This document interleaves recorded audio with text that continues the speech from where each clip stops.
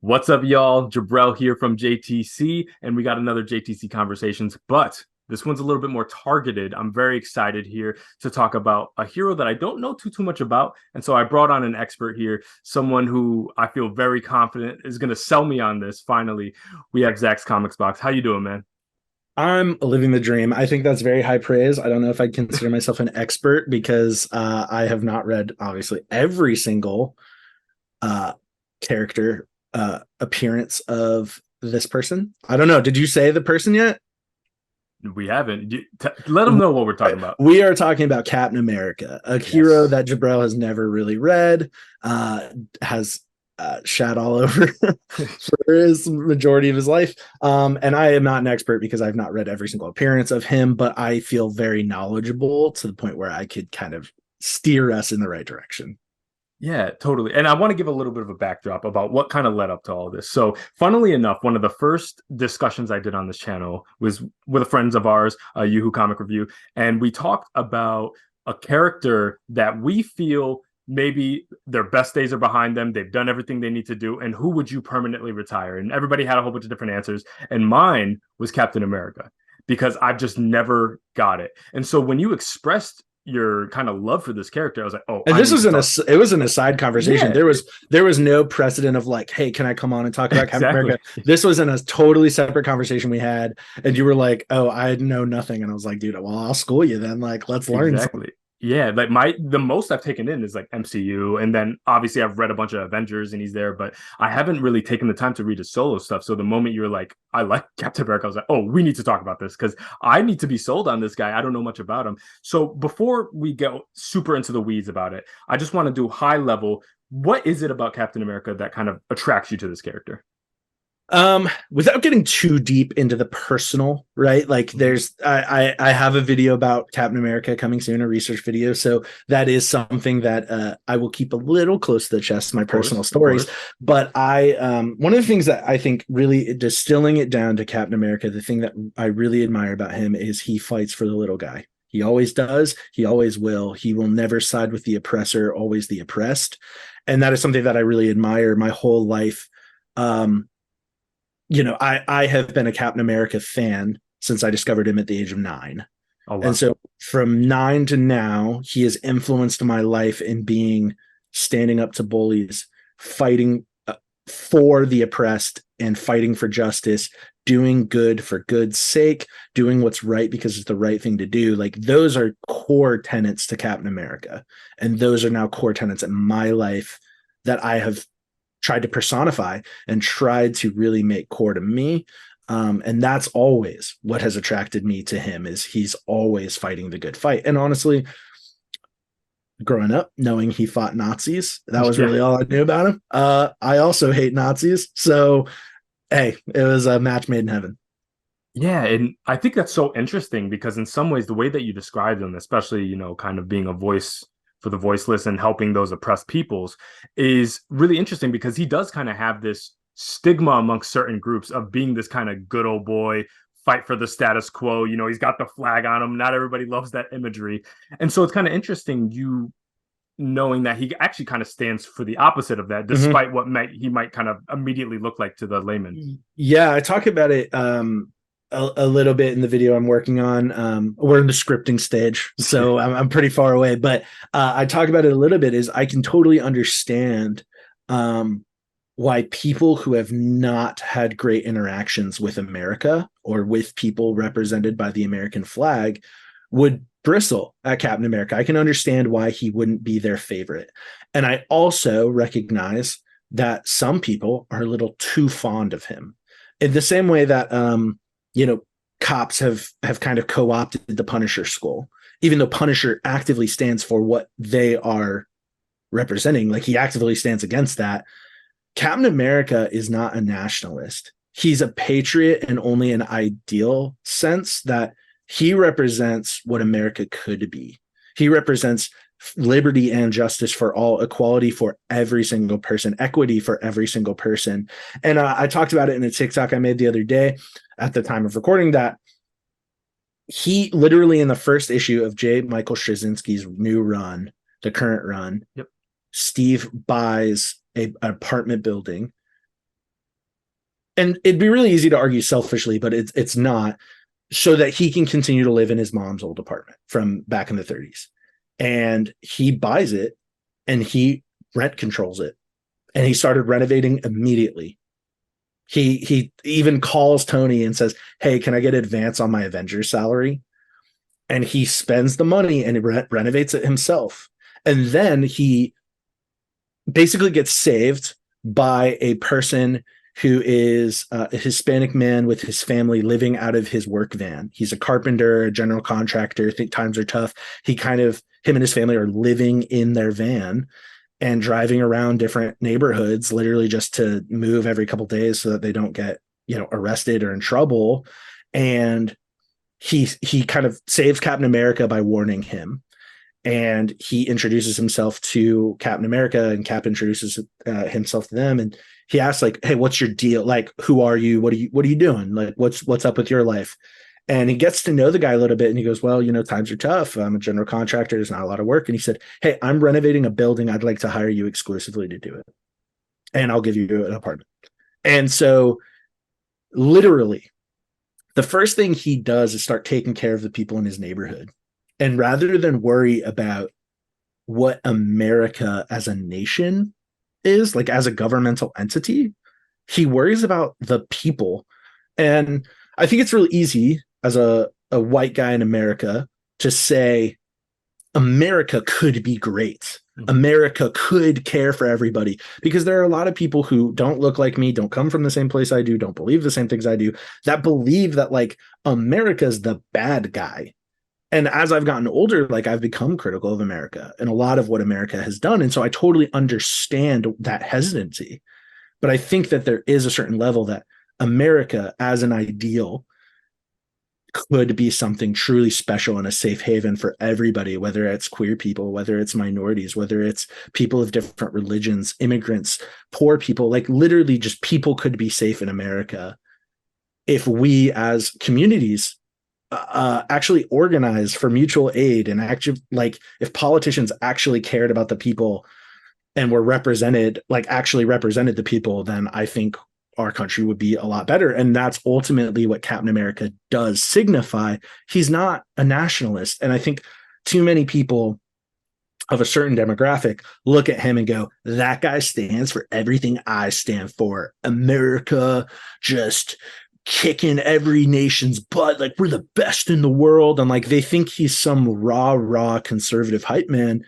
And he's probably a libertarian. Like realistically, if you had to boil it down, he's probably a libertarian, but like he also is like an egalitarian and believes in mutual aid. And so like he really can't be labeled so firmly because he actively does go against the government at times. Yeah, and that's super interesting as well, because I actually read JMS's first issue that we put out. At time of recording, there's only one issue out, and I actually really loved it, because I think for somebody who doesn't know much about the character, it was an excellent look into just the personality of this dude. I'm like, this guy's a really good guy. And what's interesting also is the time displacement angle, the fact that he comes from this time and then was kind of like brought into the future. And so you see him literally stumbling across which is a super not known thing in America, about the fact that there were open Nazi rallies happening in the 30s in America. And when I was in film school, we actively studied. I took a class called Radical Film, and it was all about radical movements presented through film. So we saw like the Arab Spring, we saw the Chilean and Argentinian revolutions in the 70s and 80s, and then we saw that there were active Nazi rallies in Madison Square Garden where like celebrities attended, and it was ginormous. And it was on like, I think it was like 38. Was when the specific event happened, and like it was totally normal. Like Charles Lindbergh, American hero, Spirit of St. Louis, right? Like all these people know him. If you grew up as a kid in America and went to public school, you learn about it. He was a Nazi sympathizer, and I don't think people knew quite literally what the Nazis were up to. But still, like they were invading places and warmongering, and that was before the news of the Holocaust even came out. So I think the general public really didn't know. I'm sure people in Germany, obviously, like literally has been proven that like Jews in Germany were like, hey, this is not good, before it even really started ramping up. And so people in America were blind to it. And it's interesting, like you said, to see that there's this part where they kind of flash back, and Steve, as like a 12-year-old, walks into Central Park and just sees a Nazi rally, and that's his first introduction to the Nazis. Yeah. And then literally like 7 years later, he punches Adolf Hitler in the face. Yeah. Like that's and just reality. All goes back to that idea of him representing the ideal, not necessarily what the country is at a given moment. Obviously, it was, rise of fascism then, rise of fascism now, and he kind of bucks against those things. And it goes back to that idea of, and what I feel like is a massive misunderstanding with the character that even I fell into at times, which is this idea of like patriotism. And to a lot of people, especially nowadays, there's this idea of patriotism, which is like a thou shalt not question the integrity and the will and the actions of your country. Just ride with it no matter what. It's, again, more nationalism, where the core idea of the patriotism, especially that I feel like Captain America kind of exhibits at times, is more asking for more from your country, to do better, to uphold the promises that you made to people. And I can appreciate that now, kind of getting a better view on the character, that if there's nobody challenges America quicker than Captain America, which is what it makes sense. He's got the flag on him, so you do something bad makes me look bad, so it makes sense why you'd want to push more for your country to be better. Yeah, and I kind of touch on it in the video, or I will touch on it in the video, that he's been an agent of the state and he's been a fugitive of the state, and he's the agent of the state only until he believes that what he's about to do is wrong, or what he's been doing is wrong, and he moves on and he criticizes whoever made him do that. I mean, he gave up being Captain America to be Nomad, right? Like literally a man without a land. He just went and he helped people, and that was his thing. He's been this symbol of leadership throughout all of his history, and he's been very critical. And the key view of that is in Civil War, when he actively stands against the Mutant Registration Act, and he says, this is not right. We should not have to register these people. These people have a right to privacy. And I think it's really interesting, and I touch on this a little bit in the video, and we can talk about it a little bit more now, but it's a really interesting commentary on the Patriot Act and the war on terror and the war in Iraq and Afghanistan. And ultimately, I think that is where Cap has evolved to being who we need at this time. Yeah, and that's what I think is also kind of interesting, where there's this idea that Cap from the 40s, 30s, this kind of unchanging character, from this time, where in fact he's actually taken on lots of different forms throughout the years. And yeah, I do see those kind of connections against kind of the anti-surveillance state things that kind of rise up. And now where, in the 40s, he's what they needed then, which was that visceral, hardcore, bring the punches to the Nazis type of thing. And then you kind of fast forward to now, when things are a lot more complex. We don't have that clear one dude, Hitler, bad guy. It's a lot more nuanced. That I can appreciate that nuance is translated into the character. Yeah, and he's dynamic. And one of the things that I think is really heartwarming and sad at the same time is, when he was created as a character, he was a raw propaganda tool against the Nazis for the war effort. And I would say it's one of the uses of actual proper propaganda, like as a good thing, to get people to support war bonds, donate, do their part in ration. He really was a mascot for people to do the right thing and fight against Nazi sympathy and fight for the American ideal of liberty and justice for all, which would apply to the Jews that were being persecuted in the Holocaust. And then he was kind of, revived in the 60s. He didn't really appear much in the 50s. He revived in the 60s, and he was this leadership character. And I'll be honest, I'm not super familiar with 60s and 70s Cap. Like that's kind of a blind area for me, but he went through the Vietnam War and he had to navigate that. And knowing how progressive Marvel was at the time, actively speaking out for the civil right on behalf of the civil rights movement, being as progressive as really he could be in the 70s.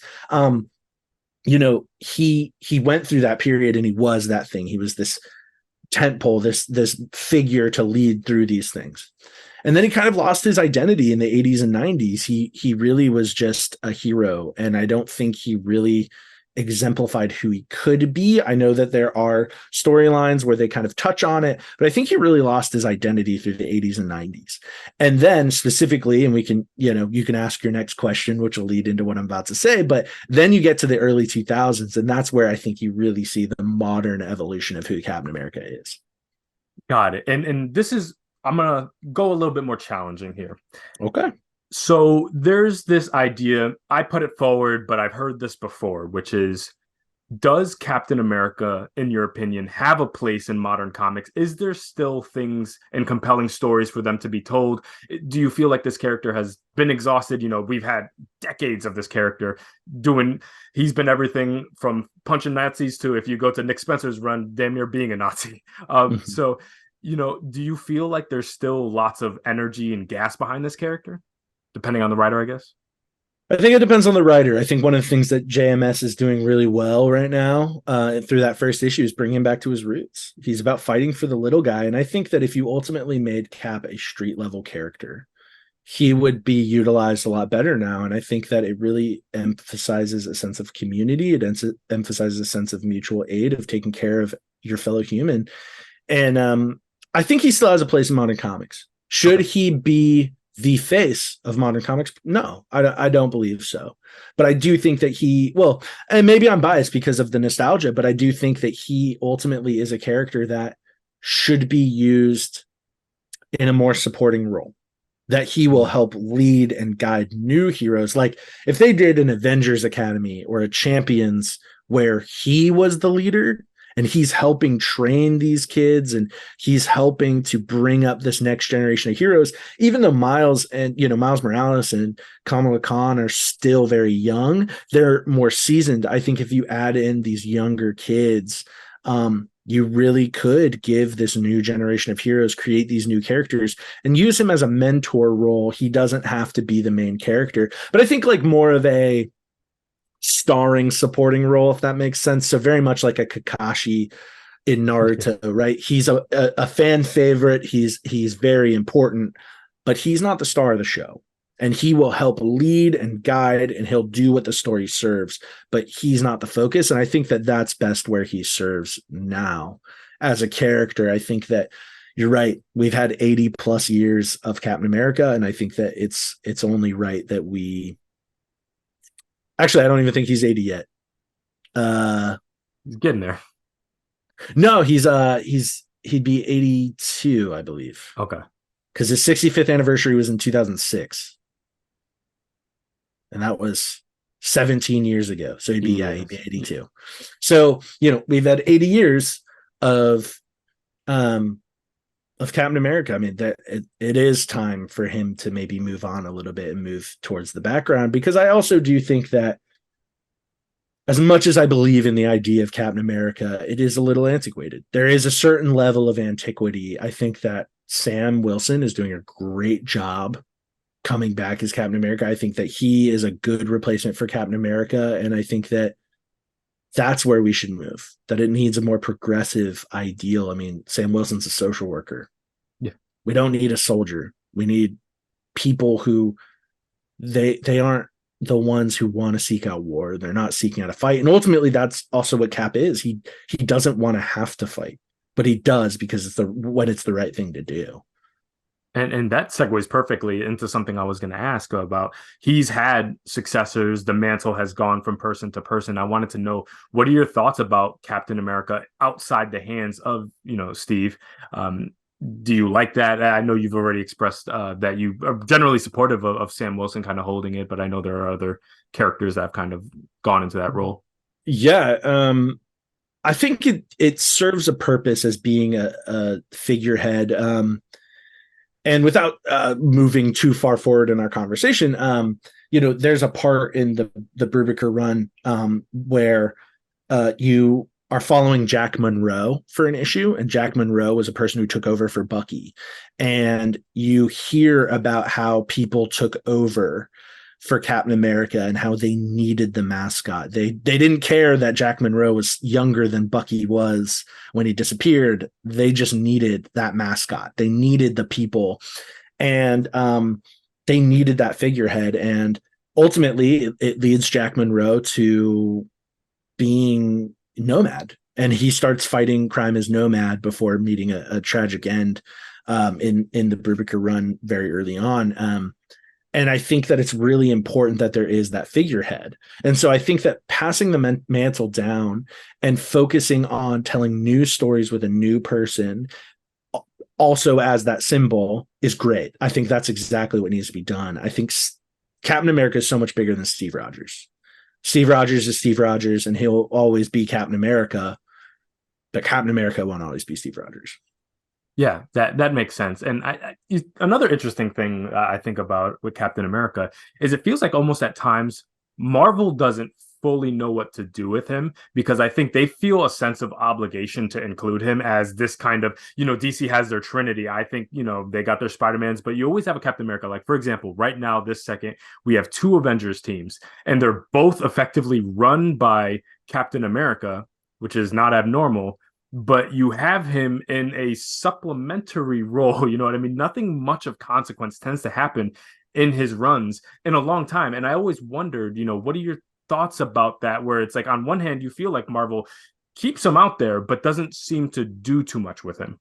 Yeah, I think there is a certain level of obligation, and I feel very similarly to Batman. I think that Batman, as like Bruce Wayne, I think needs to be retired as a character. I think he can exist in a supporting role, but I also don't think that this is segueing totally to a different point. But I also don't think that Dick Grayson should be Batman. Dick Grayson should stay Nightwing, and maybe there is no Batman other than Jace Fox. Like maybe that's the reality.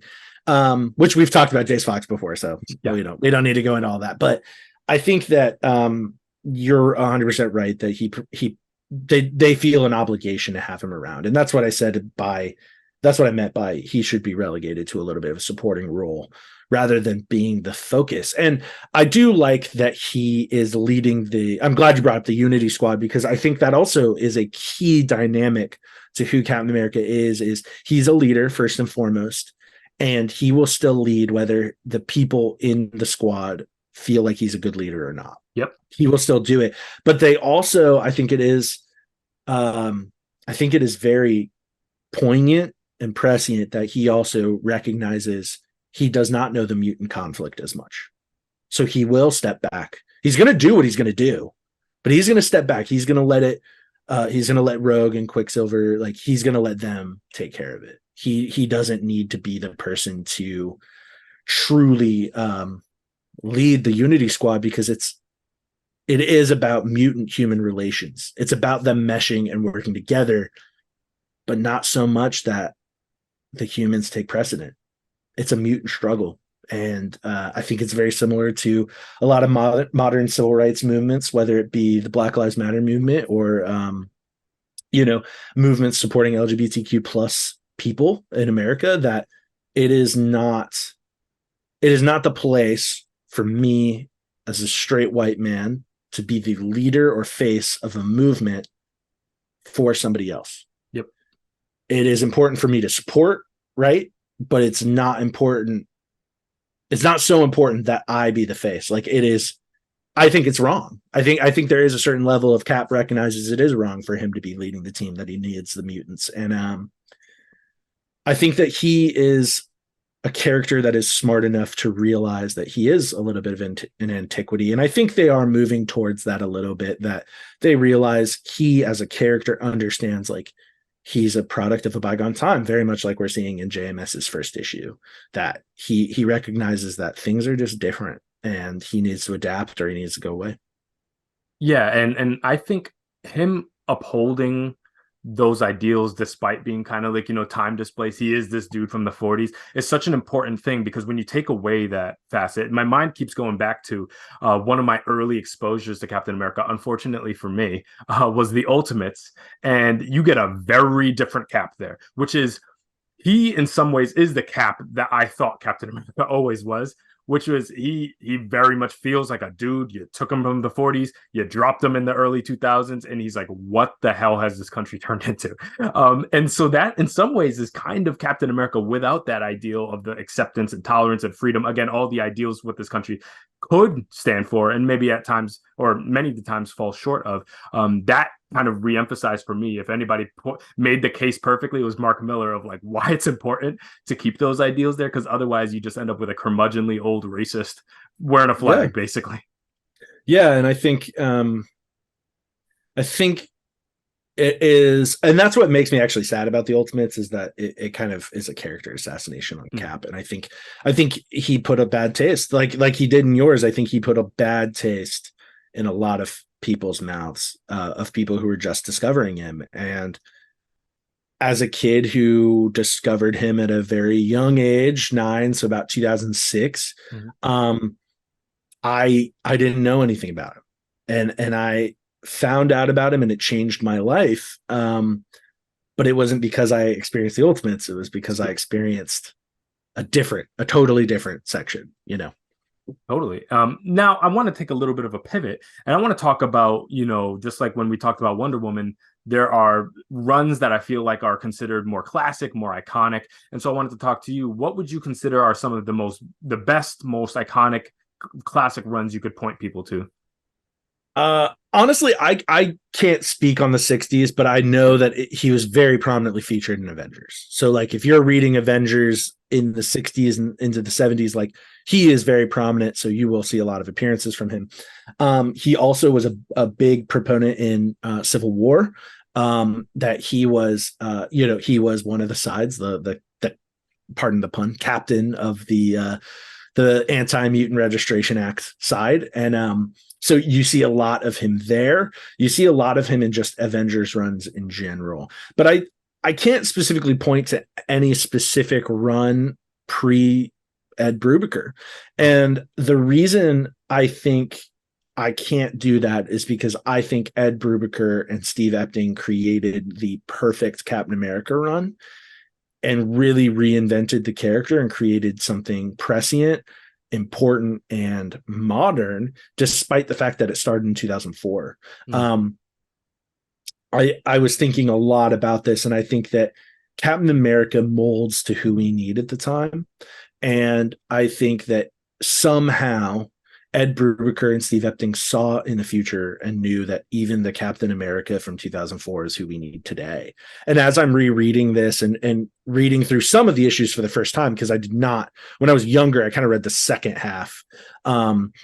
But now I'm reading through that first half and really understanding the introduction of the Winter Soldier and loss. And I'm going to preface this right now to your people watching this. I will be spoiling a little bit right now. So even Jay, if you're not cool with me spoiling certain things, like go ahead. We did the warning. So I mean, it's very obvious. The Winter Soldier is Bucky Barnes. That was revealed in the Captain America: The Winter Soldier, the movie. It is very, very clear the amount of trauma that Bucky went through, and even Steve is going through, realizing, did I do it right? Was I right in pulling this kid who needed a home, needed a father figure, needed a leader? Am I right in pulling him into this war? Because this is how it ends. This is how it turned out. And I thought I was doing the right thing, but now I'm not. I'm sitting here questioning everything. And how many people did I lose? How many times did I make the wrong decision? And one of the beautiful things about this run is it really taught me that when I was younger, that comics can be pretty brutal. It can be pretty mature. And I didn't really realize that when I was, all my experience as a kid with comic books was very lighthearted kids material, things that weren't mature. Like I wasn't reading Preacher in 2006 because I was 9. Like, I'm not reading The Crossed or The Boys, like I'm not reading the really edgy stuff at all. But now I'm like, at this point, I realized that, yeah, the comics can be mature and everything. And so I really started investigating who Captain America was. And then now rereading and reading through this, I see that Captain America is not infallible. Like he's not this perfect icon. He is a flawed human, and you actually see moments throughout this run where Cap turns a blind eye to something he probably shouldn't have. And he says, there's actually a point where one of the main villains of this run, General Karpov, or no, I'm mistaken. One of the Russian villains they were fighting together in World War II.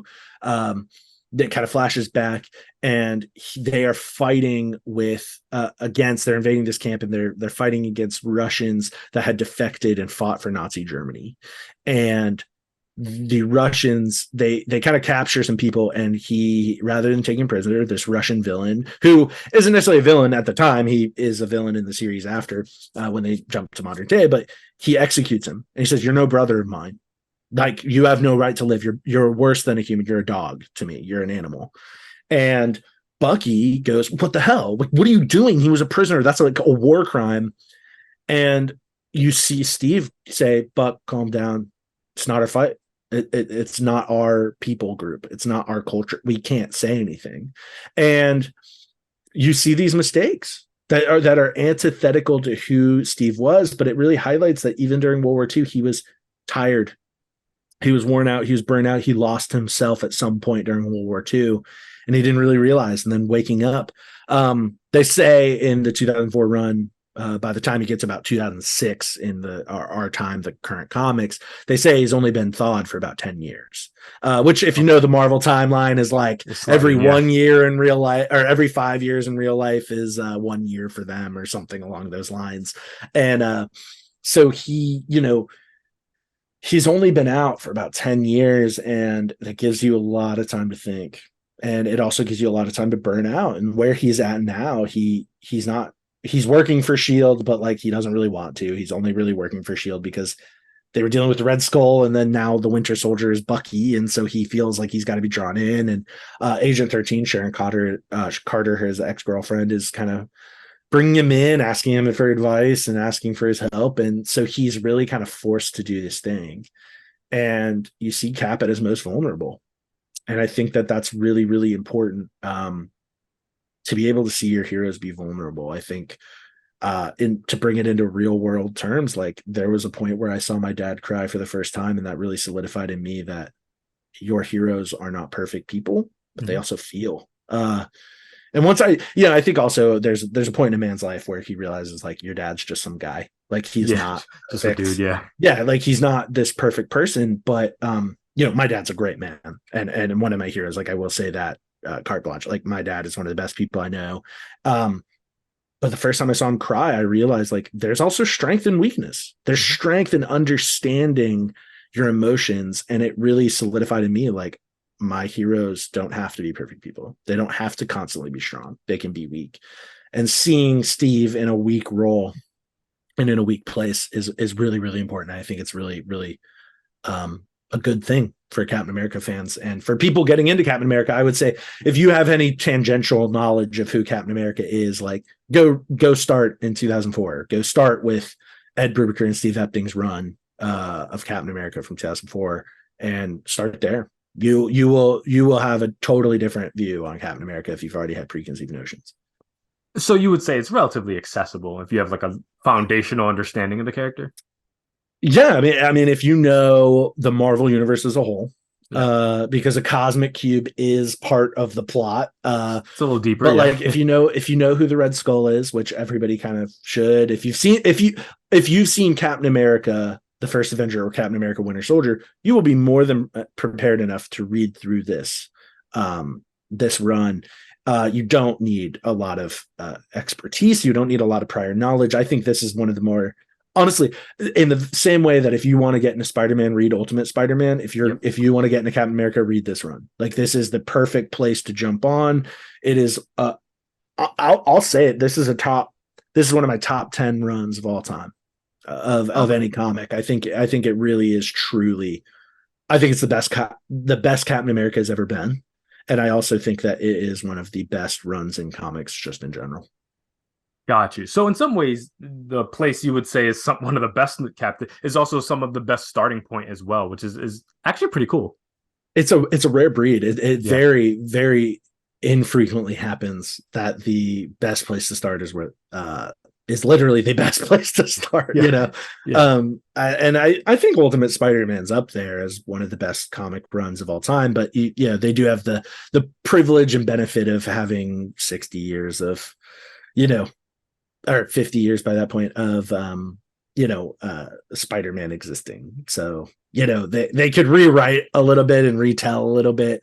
But I also think that that is one of those rare examples where some of the best work is the best place to start.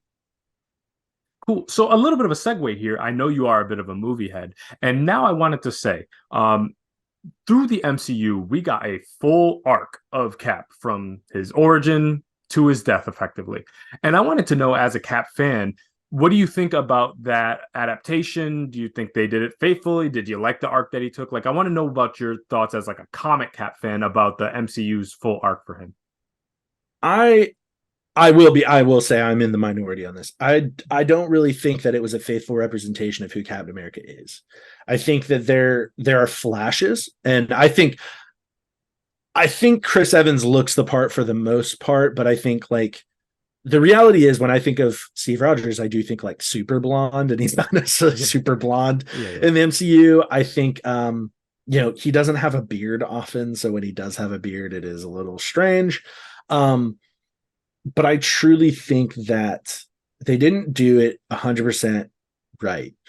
Cap is a lot more intelligent. He has a lot more leadership prowess. I don't think they really fleshed that out Mm. in the Marvel movies. I think they gave him a very fantastic end. I think Captain America the First Avenger was one of the better Marvel movies, and I think Captain America Winter Soldier was the best. That's a top two. I think Yeah, Endgame or Infinity War kind of, I view them as one. That's one movie. I That's got you. 6 hours long. But I think that Captain America Winter Soldier is the second best Marvel movie. And I think that they did really give Cap a lot of fleshing out.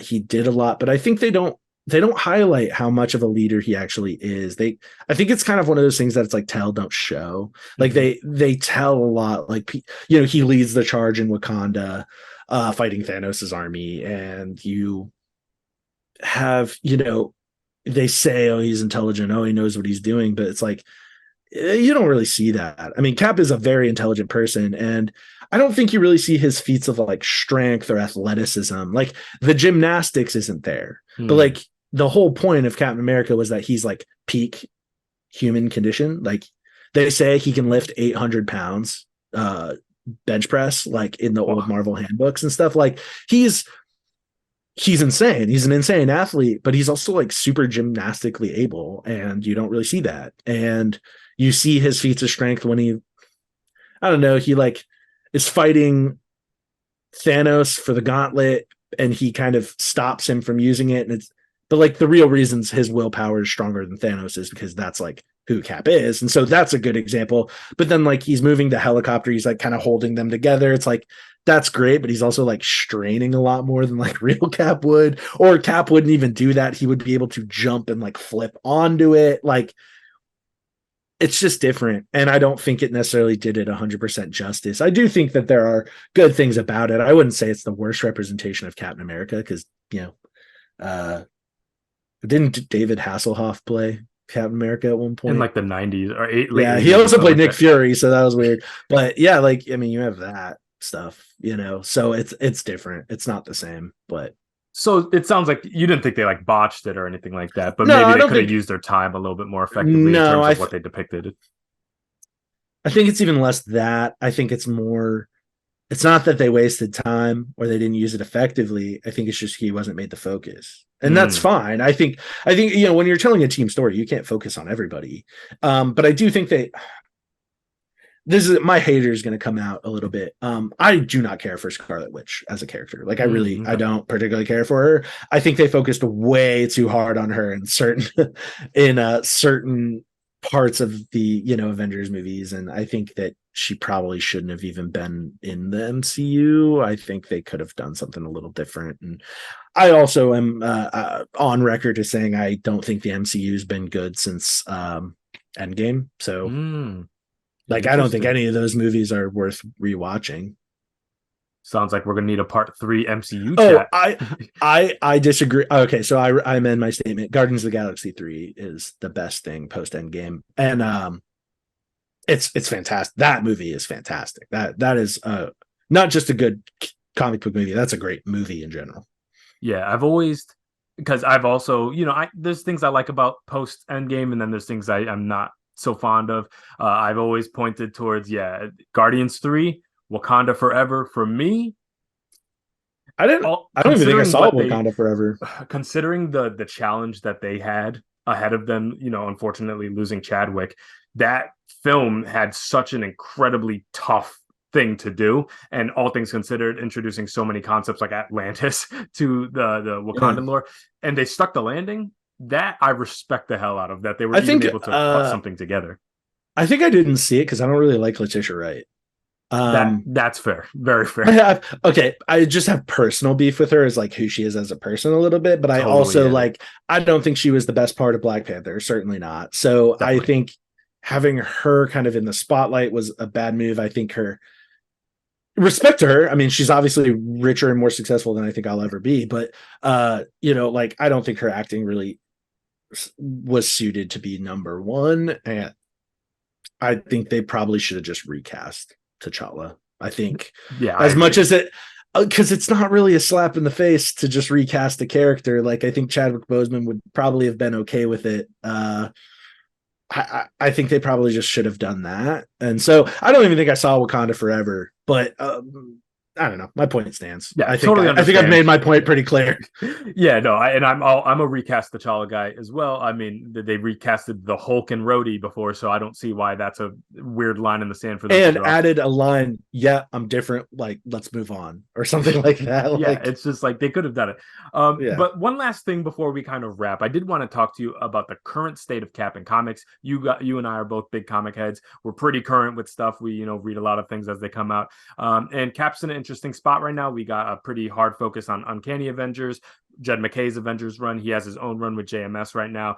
He's actually Steve isn't in Jed McKay's Avengers though. Is he not? Sam Wilson is. You're right. I actually completely missed that. I caught that earlier, but I didn't want to say anything until No, now. I But appreciate that's why it was more appropriate that I could correct. no, I appreciate you keeping me honest here. I read a lot of stuff. I can't keep up with everything. But yeah, he's got his own run with JMS. We're fresh off the Cold War event that just happened, which was a crossover between him and Sam Wilson. Yeah, I actually wasn't a fan of that. Me neither. So it felt very generic. It felt yeah.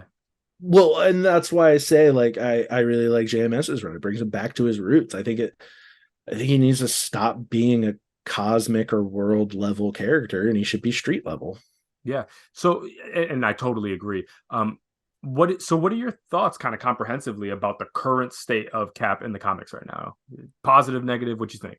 Oh, I'm positive. I mean, I Okay. think that him being part of the Unity Squad is a really big thing. I think the fact that they took Sam rather than Steve to be on the mainline Avengers run, I think is a good call. Yeah. It gives Sam more time to be his Captain America. And I think that Uncanny Avengers makes sense. Like Unity Squad makes sense because he is fighting against depression. That's just who he is. Like he will save the world when necessary, but he just fights against depression. That's what makes sense. He's fighting against this literal fascist corporate, late stage hyper capitalistic sense of government and corporation being mixed together, and he doesn't stand for that. So he's going to fight against it, and he's going to ally with the resistance, right? So I think that's really interesting. I think he's in a good spot there. And then I think also JMS's run will really highlight who Cap is in the current era. I think that's kind of make or break. If I'm really being honest, I think it started off great in issue 1. So I have very high hopes. But I think that if that run goes south, or if they do some decisions in that aren't great, like it could break Captain America as a character. But I think one of the things you see in issue number 1 too is he's doing his own thing, and what he's doing is important. And then Sue Storm shows up and goes, "Hey, sorry to bother you. We actually really need your help in the microverse." And he's like, "All right, I'll go." And then he's gone for like 2 weeks. And then he goes and stops a robbery and gets saved by the family living in their van. And like he just does this interlude where he's gone for 10 minutes in our universe, but in the microverse, he's gone for 2 weeks. And like he's fighting nonstop all day and he's exhausted. He literally lays down I in love the that scene. grass Yeah. and then gets up. But that's who Cap is. His friends show up and ask for help. It doesn't even matter if they're his friends. Somebody shows up and asks for help. He goes and helps them, regardless of the personal cost. And then when he actually gets a moment to himself, he gives up on it and goes and helps somebody else because that's what's right. That's what Cap does. So I think where we're at, very, very high on Captain America. I think he will truly be done justice. But I also think that they really need to start relegating him to being a supporting role. They also need to bring back Avengers Academy, like hardcore, because that run was awesome. Part of the heroic age, that was amazing. So I truly believe that Cap is in a good spot, but I think it needs to change a little bit. I think it needs to be shaken up. He's an old character, just like Bruce Wayne. Like I think Bruce Wayne should be relegated. I think Captain America or Steve Rogers should be relegated. So yeah, the mantle, I think it's kind of subject to the writers. They can do as much as they want with it. And I think there's still a lot of life in there. Maybe, relegate Steve towards, and DC has done this. They have kind of like old school Flashes and Green Lanterns that have kind of, taken a step back, let the young bloods do their thing and are there. Yeah, Still, I mean, Alan exist, Scott's around, but yeah. he just hangs out with Sapphire and Obsidian. Like he doesn't worry about being part of the Green Lantern Corps. Oh, well, he never was, but like being, he's not worried about being the Green Lantern as much. Jay Garrick is there to just mentor people and be around. He's like semi-retired, right? Like, Wesley Dodds is dead, but like you take, yeah, well, not really. He's getting his own book. That doesn't mean he's coming back. Yeah, that's true. But like you do see that, and I think DC is doing that right to a certain extent. I think they're doing a better job about relegating certain characters. I think they are setting the steps for Bruce to be put in the background. And the reason being, like, they've made comments. I think it was Diana made the comment in Wonder Woman #1. Tom King wrote that, like, well, everybody notices that Bruce is taking a step back, but I can't because they noticed that Batman's taking a step back. But and they said he's still better than most of us, but he is getting older. His body is breaking down, and I think that ultimately is a good thing. I think, and this is kind of beside the point. I think comics is so hung up on keeping the tradition and keeping the same thing. Like people, they change up Spider-Man, and now all of a sudden everybody hates it. Now, is it good? I don't know. I think it's pretty mediocre, but I'm not mad at it because it changed stuff up. I'm mad at it. I'm not even mad at it. I just am not a fan of it because I'm not a fan of it. That doesn't mean that it's bad. And that doesn't mean that what they're doing is bad. Like I think we as comic fans need to appreciate swings more than we do, even if they miss. Like, I like ambitious ideas. I like ambitious things. I just think they need to actually follow through with it. But I appreciate it, whether it lands or not. I mean, there's tons of things that comics have done in recent years where it didn't stick, but I appreciate the swing. Yeah, no, for sure. And I think you and I are on the same page where, like, these fixtures, these specific characters don't necessarily need to exist in perpetuity in every single run and active use. Give these new characters a chance. Every new writer has a brand new character and then they're trashed. There's so many new people that they can kind of bring in. And that's why, even though they're not always the best, I do like the all new, all difference, the infinite frontiers, when they're just trying some new stuff. You see a new team, new faces, young blood. I like that. And having these kind of retro heroes and kind of a mentor role, I actually quite enjoy that. Yeah, and I'm a big fan of D-listers in general. I've said it before on my page a million times that, like, take a D-lister and turn them into an A-lister. Like, where's Plastic Man been? Like, come on, dude. There are so many characters that are cool. They're funny. They have personality. They're unique. And, like, maybe they're older. I mean, like, Plastic Man is an older character, but, like, he's still cool. He still appeals to people. And, like, if they're going to put him in the new DC universe, like, for sure. But bring them back, make Booster Gold into a bigger character, highlight some of the characters that have really had to take a step back in recent years and do something new, do something unique. And honestly, it's like, take Batman, take Bruce Wayne, relegate him, and just make Ghostmaker the new Batman.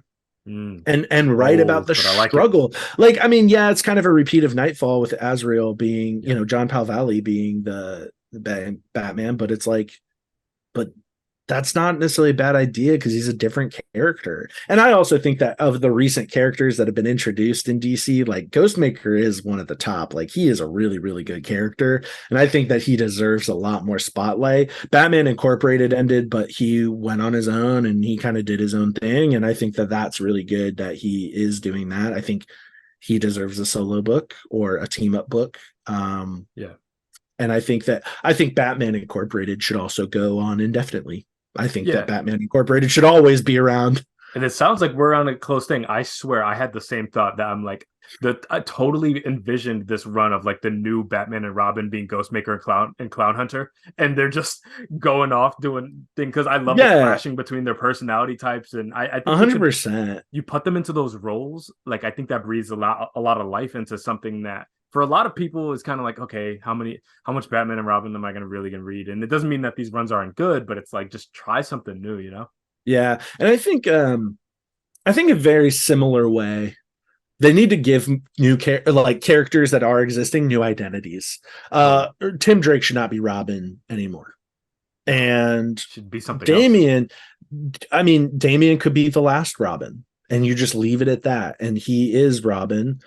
Or you could have it be another mantle and Clown Hunter becomes Robin Yeah. and Ghostmaker becomes Batman. Or you just leave it and Batman as a symbol, like people realize like, oh, Batman's gone, but like there's this new guy who's just as good. Yeah. Because and like the only reason that Ghostmaker is not viewed in the same light as Batman is one, reputation. He has not built up the gravitas and the reputation as Batman has in universe and in our world, obviously. But he could be. I mean, like literally, if you read Batman the Night, which introduces Anton, Mm-hmm. right, Ghostmaker, you know that him and Bruce have been equals the entire time. His downfall is that he's willing to kill. Yeah. So Bruce has the willpower to not kill, but he also like now has to be more creative. He has to find a way not to kill somebody and subdue them. Um, and he's not necessarily as brutal. Well, now you're seeing Bruce is a little bit more brutal. He's losing a step, right? Anton has not had the same wear and tear on his body. Like, I think if you're going to make somebody who is an equal to Batman, use the person who's already an equal to Batman and put him in the fold. And even if he just takes up the mantle of Batman, like that's important to do. And same with Robin. And I think that like Damian probably should get his own identity, his own superhero name. I also think that Tim should not just have to be Robin forever. Everybody else has their own name and their own hero. Why doesn't Tim? And I think Tim being a really great detective is not highlighted as much. They did in Tim Drake Robin, but that book wasn't that good. A lot of that stuff was forced. Yeah. I think that they didn't really give him proper representation as a queer man. I don't think they really fleshed out him and his boyfriend at all. I think they made his boyfriend Bernard like a little bit of a caricature. Like he had very feminine, feminine stances and really short shorts and his mannerisms that as much as you could portray through a panel, they were just a little stereotypical. And it's like, why are you just throwing in a caricature when you could actually give like life and representation? Plus the art style of that book was like not good. It wasn't a good fit in my opinion. It wasn't. The story was okay. Like I will say, the story was fine. And they did kind of touch on him being a detective, but I think that like, Renee Montoya is still the question, but like make him the full-time question. If you really wanted to do something interesting, like make him the one who is really going out and hitting the streets more than Renee Montoya now that she's the commissioner of GCPD. Right? Maybe Tim Drake becomes a police officer. I know that they've already done that with Dick, right? But like, I think that could be an interesting way to take what's familiar, branch out. And then going back to Captain America, like it's the same thing. They're actually doing that with Sam. Yep. As being this new person. And even Winter Soldier, Bucky, he took over for Captain America. Actually, spoiler, after he was killed in the Mm. Brubaker run, he took over for the last quarter of the Brubaker one, and he was Captain America. New suit, he carried a pistol, which was a little counterintuitive, but he was different. He took up the mantle, he did his own thing, and now they actually gave Winter Soldier a new identity. I forget what they call him now.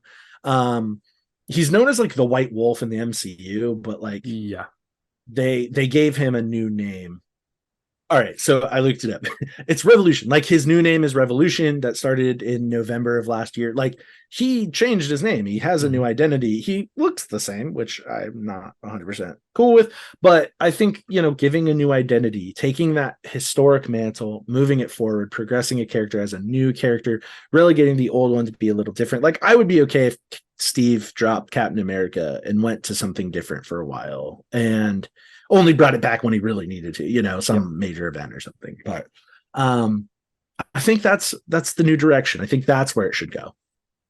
Yeah, no, and I think that I would love that, and it would make it interesting, especially for me, who maybe doesn't have the most background with Captain America. But I just wanted to wrap it up and say, like, I really appreciate your time, and I think you have successfully sold Captain America to me. I'm definitely gonna be checking out his run. Dude, I knew I would too. Like, I think all I had to do was lay out a couple little snippets, and I think you would just fill in the rest on your own. I think, I knew it, dude. I knew you'd fall for my plan, dude. It worked. And I'm definitely going to be checking out some of those runs. I appreciate your time. I did want to give you a second. Yo, plug yourself. You're putting out a lot of content these days. Let me know what you're up to. Yeah, so I'm on TikTok as zachscomixbox. I'm taking, at the time of recording, I'm taking a little bit of a hiatus just to refresh. I am getting married in a couple days at the time of recording, so thank you so much. So I'm really taking time to kind of focus on me, focus on my family. But you can also follow me on subscribe to me on YouTube at zachscomixbox, same spelling and everything. I have one video up, a conversation with Jabrel about Wonder Woman, but I am working on a series of research videos and start here videos as ways to introduce people to characters, much like I did for Captain America, and also to really highlight some cool runs, some cool creators, some cool characters that people don't know about. So I have a couple in the works. I'll tease, my Captain America video will probably be the first one I do. That is my research video, but I have a couple. I'll actually just go out and say it. I'm planning one on Starman. I'm planning a read through series on Starman where we go from the history of Starman in issue 0. That'll be the first episode. It might be few and far between, but far between episodes, but and then go through the issues in kind of arcs and runs, and really go through the 1994 series by James Robinson and Tony Harris, which is widely regarded as one of the best comic book runs of all time. Like, damn near perfect. I also am working on Secret 6, the run by Gail Simone, volume 3, I believe, if I'm remembering correctly off the top of my head, which is really, really interesting. And I think people really need to give that a read. And then I'm also working on a Wonder Woman video. Doing a little bit of a deep dive using our knowledge from our last presentation. And then I am doing my first one for my start here is a character that is widely loved by a lot of people, but people don't really know the origins. He's really popular in media, but people don't really read him in the comics, is Deathstroke. Deathstroke will be my first start here, understanding the character, giving you good places to start, and giving you a good comprehensive history of kind of where he's been up till now. All right. Yeah. Well, thank you again so much for coming on the channel and chatting up Captain America with me. This is Jabrel. I'm going to link everything down below. So for anybody who ain't subbed or anything, first off, how dare you? Second off, go right now, sub, follow, everything. Until next time, I will see y'all. Thank you so much. Bye. Remember, buy it. Don't pirate. Listen buy to him. It. Do not pirate. Support your local comic book shops. I'll see y'all.